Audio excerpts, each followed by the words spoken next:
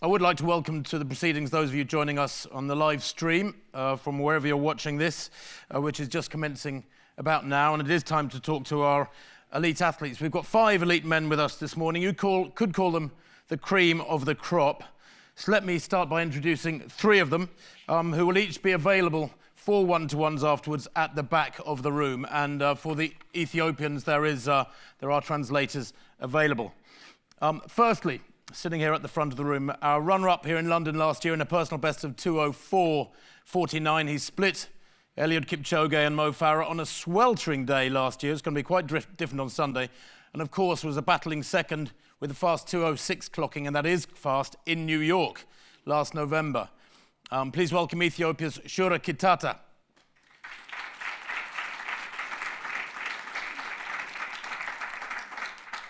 We have too the world record holder, no less, at the half marathon with an amazing 58:18, taking it into new territory, frankly. In Valencia last October, he ran a personal best of 2:05 in Amsterdam back in 2017, so he didn't come from nowhere, that's for sure.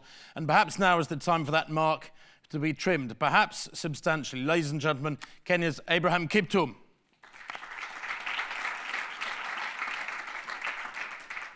And last but not least, a man making his Virgin Money London Marathon debut, although as 2017 World Championship silver medalist, he does know the streets of London. He was the Dubai winner back in 2017. He knows how to win, and he was 3rd there last year in a personal best of 2:04.06. That's quick. It's Ethiopia's Tamirat Tola.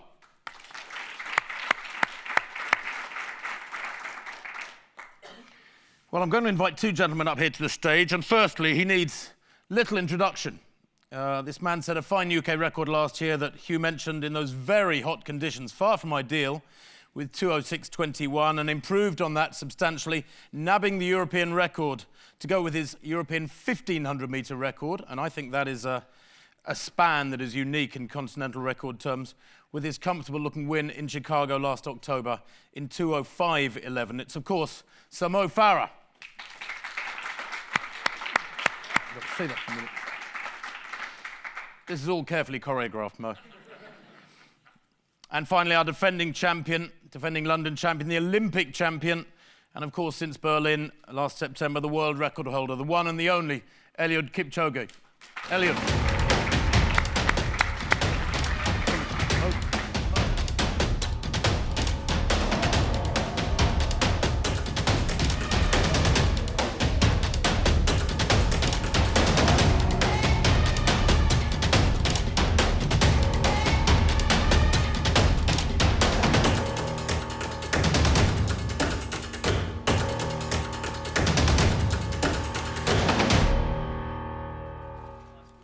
Moody Mo, yeah, very nice. I must tell you that Mo's got to leave in about just over 15 minutes' time. He's on an incredibly tight schedule, so Mo will not be available for the one-to-ones. I'm going to chat to the boys for a couple of minutes and then open it up to questions from you, of course. So welcome, guys, welcome back, I should say. And Mo, back to your home city. You're living in your home city now when you're not in Addis or somewhere else getting the training done, but just tell us, how do you feel about things? The last few weeks gone well? Yeah, no, it's nice to be back in my home city. As I said, this event is a great event. I've watched it over the years, and lucky enough to run. Obviously, first time I took part was properly was 2014, and then to come back last year to finish 3rd with the British record was incredible. And this year, I'm really excited to be back again. Similar lineup, got Eliud and the rest of the guys.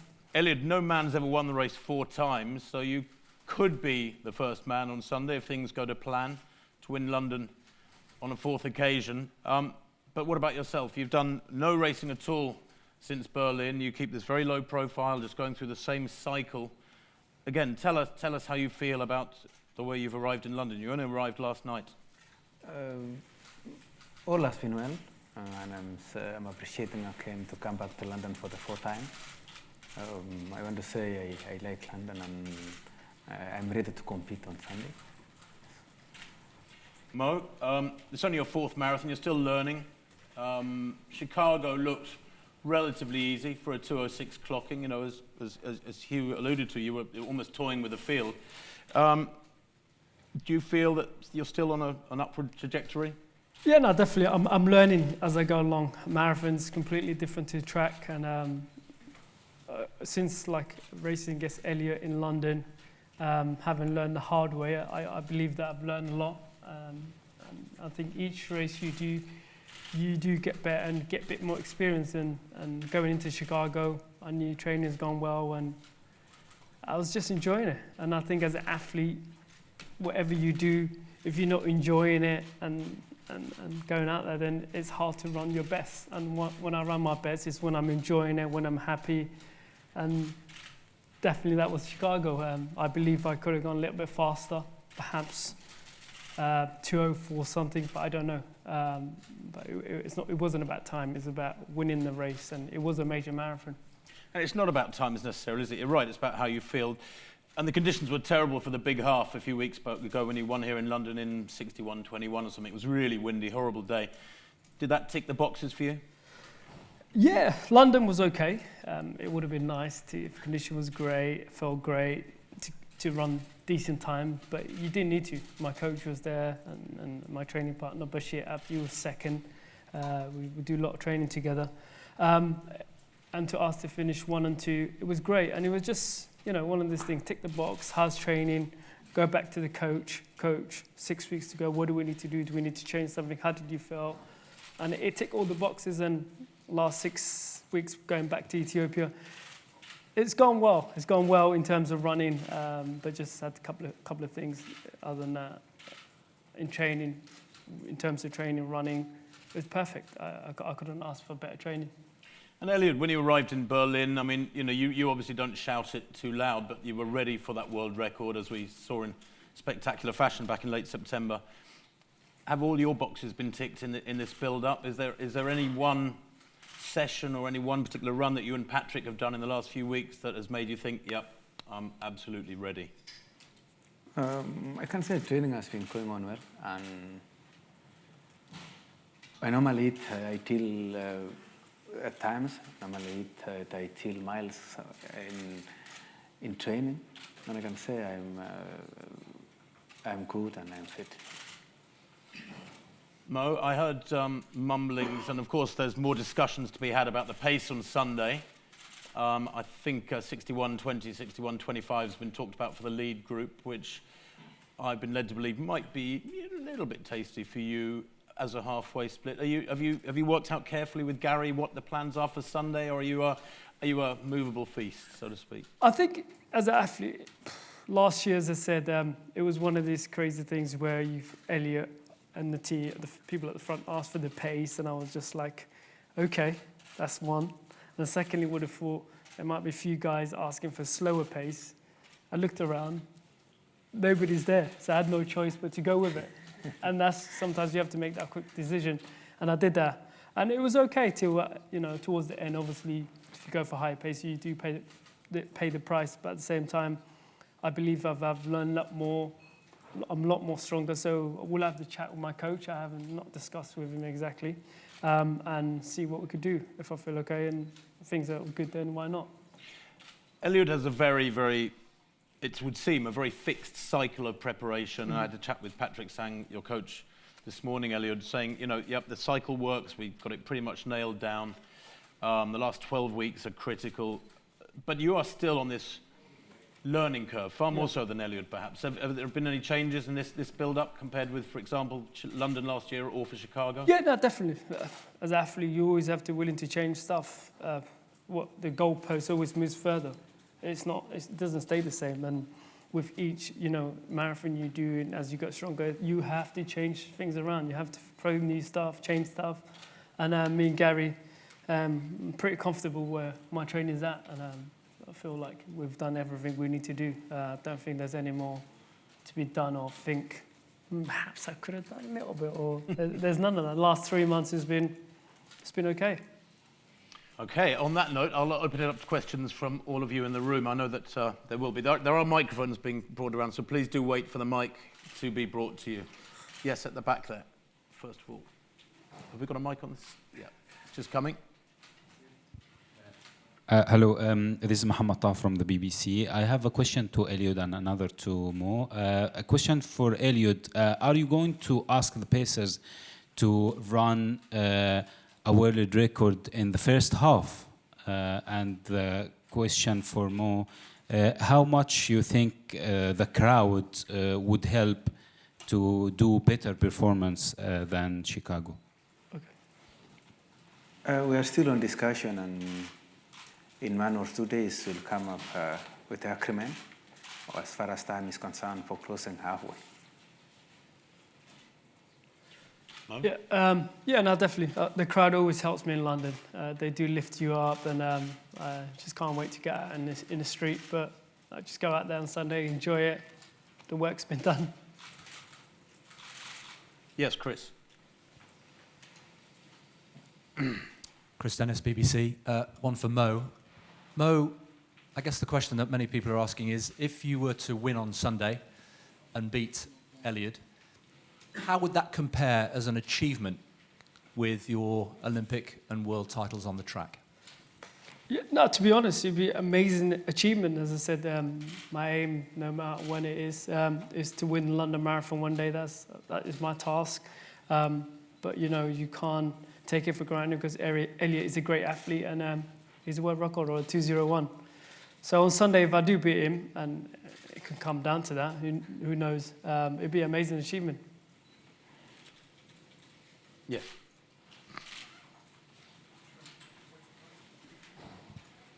Mo, when you won Chicago, you ran it kind of like a track race, and that you sort of controlled it, and then you kicked sort of the last few miles. Is that how you prefer to run the marathon? And if the winning time ends up being 2:02 or 2:03 on Sunday, do you think you can run that fast to win? To be honest with you, Chicago was 2:05. I know I can run 2:05. I know I can run 2:04 something. But it's different.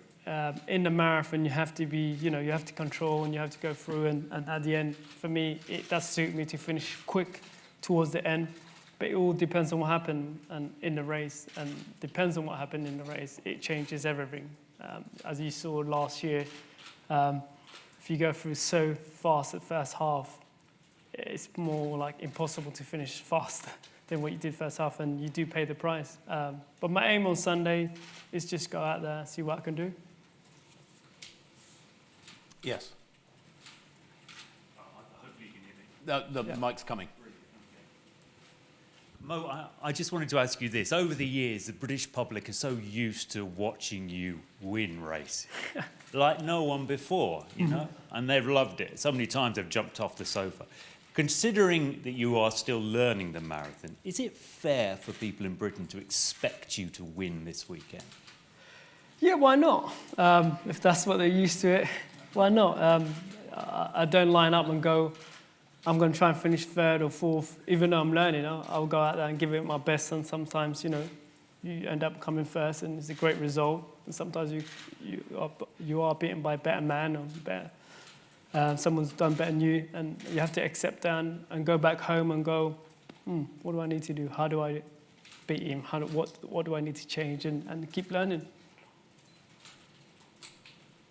Yes. Hi there. Hello. How do you find the motivation to keep learning and effectively start again? And what do you think will happen first? You winning a marathon or Arsenal winning the title? It's a tough one, isn't it? We should have won last week, but hey-ho.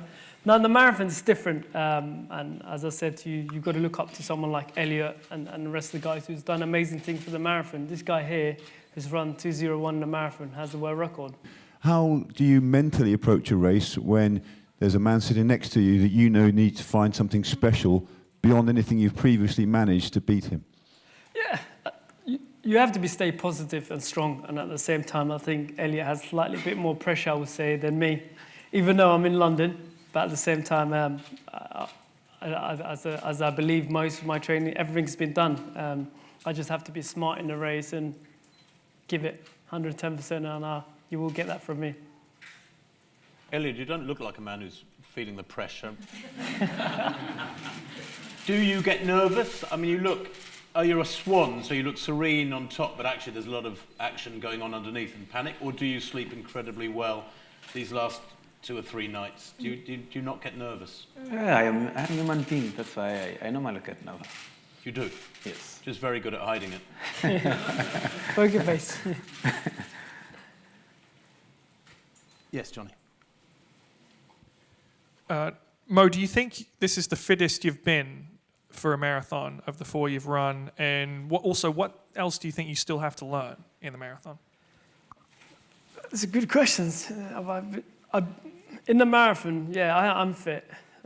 I'm fit, and yeah, I've done some great training over the last 3 months, and I believe I've done everything.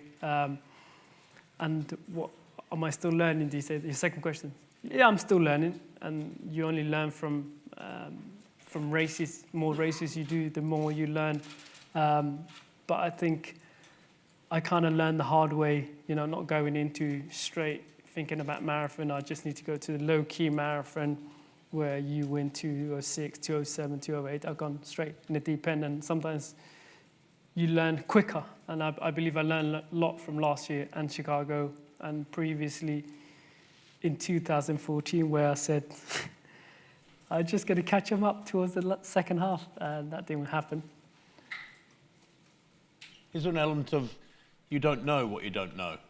In other words, you know, you might find out you're learning stuff that you just weren't aware was out there and that you needed to learn. Yeah, for sure. I wasn't aware of, in terms of, as I said, when I finished my track career, thinking I'm going to go into a marathon, just run a few marathons. I didn't realize the work and the volume and the more preparation it takes, even though you're not racing and you're not doing 15 races or 11 races in track. I do 2 races before marathon, which half marathon, halfway, and then occasionally maybe a 10K or 10 mile, depends. And but you learn. But you know, the most important thing is I'm happy and I'm enjoying. And as an athlete, as you said, if you're enjoying what you love to do, there's nothing else. You wake up in the morning, it's like Still hungry. Still hungry.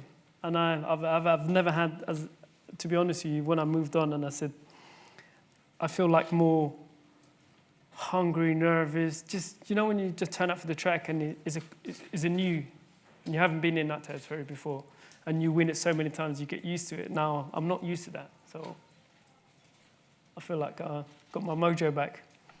Yes, okay. Ross Powell for LBC London News. Mo, I just wanted to ask you about last year's marathon, because I've seen some interviews where you said 20 miles in, you hit the wall. You know, you really felt like you were struggling 20 miles in. I just wondered if you could sort of tell us what was going through your mind at that point, and how did you dig yourself out of it? Because lots of runners say when they hit the wall, they fold, even experienced athletes like yourself. So what was going through your mind at the 20-mile point? So at 20-mile point, I believe it was where Eliud slightly increased the pace to get rid of us, which is normal. And Falafel went with it, and at the same time I tried to go with it, and at that point I went with it a little bit, and I just felt tired, and in my mind and the feelings you have, I felt like I can't keep that going. I'm not going to finish if I keep that going. So you end up taking it back a nudge and just following through. But every athlete go through that, and even I'm sure Eliud will tell you, not all his marathon, he's not felt great, but somehow he gets through it because the work you do gets you through, and mentally, all the preparations, everything you do, and that's what I was thinking at that point. I was like, I need to get through it, and somehow I got through it.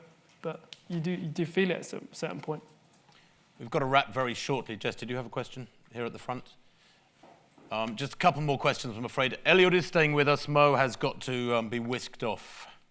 I just wanted to ask you both, this has obviously been billed as the big head-to-head. How much do you relish taking on such top fields and being part of them and going up against your other fellow top athletes? No, I'm sure Eliud would say something as well. It's great for the sports. It's what the sports need. Eliud is a great athlete. He's a world record holder. He's won so many marathons, and I know I've won a lot of medals on the track, but it's the next chapter of my career. We're going to the marathon and learning, and I believe that I can run decent and win more major marathons. I can say maybe getting all the top guys to compete in London is a positive thing. It's a plus the sport, it's a plus the whole fans to see that people competing, even not even competing, but participating and running in a positive way to finish the whole miles. Okay, a final question. Yes, Chris. And then, of course, all the guys, bar Mo, are available, not indefinitely, but for a while after this. Mo, just tell us about water bottles and drink stations. Have you sorted it out? Eliud will tell you a little bit about how to pick it up. Just got to watch him how to pick it up. Now, last year, to be honest with you, I struggled a little bit picking up the bottles.